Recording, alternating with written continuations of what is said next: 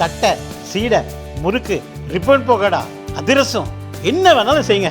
ஒரே ஒரு 5 லிட்டர் இதய மந்த்ரா கடல் எண்ணெய் பேக் ஒரு மாசம் முழுசுக்கும் அத்தனை சமையலும் முடிச்சு விடலாம். இதய மந்த்ரா. உலக பணக்காரர்களில் ஒருவரான எலன் மஸ்க் வைத்திருக்கும் ஸ்பேஸ் எக்ஸ் நிறுவனத்தின் துணை நிறுவனம் ஸ்டார்லிங்க் சர்வதேச அளவில் 130 நாடுகளுக்கு சேட்டலைட் மூலம் இன்டர்நெட் சேவை வழங்கி வருகிறது. இந்தியாவிலும் இதன் சேவையை துவங்க 2 ஆண்டுக்கு முன்பு அனுமதி கோரி விண்ணப்பித்தது. ஆனால் உள்நாட்டு பாதுகாப்பு தொடர்பான விவகாரங்களை காரணம் காட்டி நம் அரசு உடனடியாக அனுமதி வழங்கவில்லை. 2 ஆண்டு காத்திருந்த ஸ்டார்லிங்க் நிறுவனத்துக்கு இப்போது அனுமதி கிடைத்திருப்பது பரபரப்பை ஏற்படுத்தியுள்ளது. அதாவது சேட்டலைட் இன்டர்நெட் சேவையை துவங்குவதற்கான சேட்டலைட் கம்யூனிகேஷன் என்ற உரிமத்தை மத்திய தொலைத்தொடர்புத்துறை வழங்கியிருப்பதாக தகவல் வெளியாகியிருக்கிறது. இந்த உரிமத்தை இதுவரை 3 நிறுவனங்களுக்கு மட்டுமே இந்தியா வழங்கியிருக்கிறது.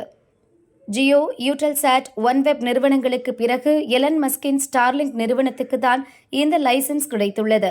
எனவே ஸ்டார்லிங்க் தனது இன்டர்நெட் சேவையை இந்தியாவிலும் விரைவில் துவங்கப் போகிறது. இது ஸ்டார்லிங்க் நிறுவனத்துக்கும் இந்தியாவுக்கும் முக்கிய மைல்கல்லாக பார்க்கப்படுகிறது.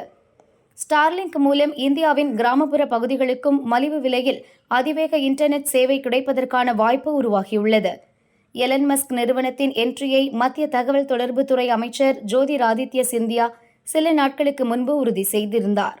பூங்கொத்தில் ஒரு புதிய மலர் என்று ஸ்டார்லிங்க் வருகையை அவர் குறிப்பிட்டார். அதோடு ஸ்டார்லிங்க் நிறுவனத்துக்கு விரைவில் ஸ்பெக்ட்ரம் ஒதுக்கீடு நடக்கும் என்றும் சொல்லியிருந்தார்.